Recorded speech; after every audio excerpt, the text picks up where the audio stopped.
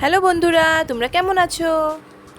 এখন রাত বাজে 12টা আর আমি বসলাম ভয়েস কভার দিতে।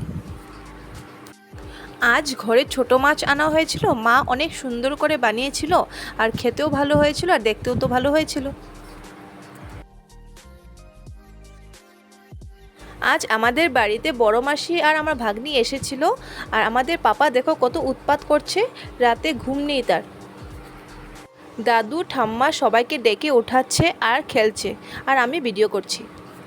পিতা পিতা এই যে ভাই, এই যে ভাই বলো তো হাই বলো, ওই যে দেখে বলো আচ্ছা শুনো ধামাল দাও ওঠো ধামাল দাও হাই বলো তো হাই জলে কি আছে এগো তার উপর সারি বলতে থাকে নতুন কিছু না।